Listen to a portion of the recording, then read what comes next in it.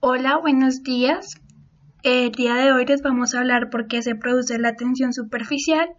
Los estudiantes Nicolás Cortés, Ivana Huitrago, Laura García y Estefanía Ruiz, estudiantes de Ingeniería Ambiental de la Universidad Sergio Arboleda, para la materia de Mecánica de Fluidos, para presentárselo al profesor Jorge Peñalosa. Empecemos.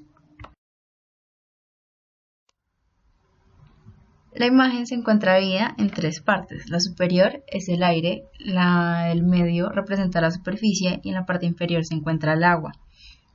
En la parte del agua se encuentran las moléculas internas que están rodeadas por otras y se ejerce una fuerza de atracción mutua en todas las direcciones que es denominada fuerza de cohesión. En el agua esta fuerza de cohesión es muy grande debido a los puentes de hidrógeno.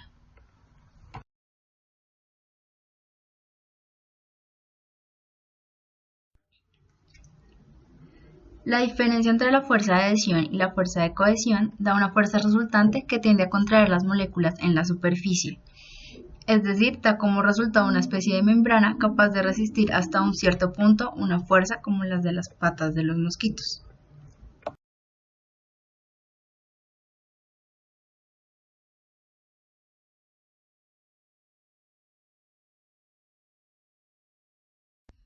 En la imagen podemos observar una molécula del agua, en la cual se van a dividir en unas moléculas superficiales y en unas moléculas internas. Las moléculas superficiales generan una fuerza de contracción, las cuales generan una acción, es decir, que su nivel energético va a ser mayor. En las fuerzas internas va a haber una fuerza que va a ser equivalente a cero, por lo tanto, su energía va a ser menor. Según el segundo principio de la termodinámica, nos podemos dar cuenta que los sistemas menos energéticos son los más estables. El sistema natural siempre va a tender a una energía menor. En el caso cuando hablamos de las moléculas del agua, siempre van a tender a que las moléculas superficiales sean menores. Podemos hablar de tensión superficial cuando las fuerzas de cohesión son mayores a las fuerzas de adhesión. Esta tensión superficial va a depender del cambio de la diferencia que se genere en estos dos. En cambio, cuando las fuerzas de cohesión son menores a las fuerzas de adhesión, estamos hablando de que no va a haber una fuerza superficial, no hay tensión superficial del líquido, es decir, que el material que se ponga sobre el líquido se va a mojar.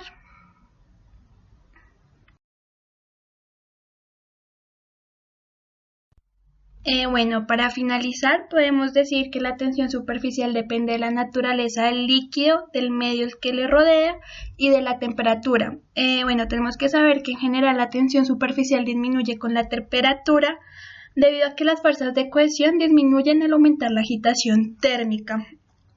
Como podemos observar, tenemos una ecuación donde F es la fuerza que debe hacerse para sujetar una superficie de ancho. El factor 2 en la ecuación se ve que una superficie tiene dos áreas, una por cada lado de la superficie. Por lo tanto, la tensión superficial va a actuar doblemente. Podemos también observar que tenemos un arácnido en una superficie líquida.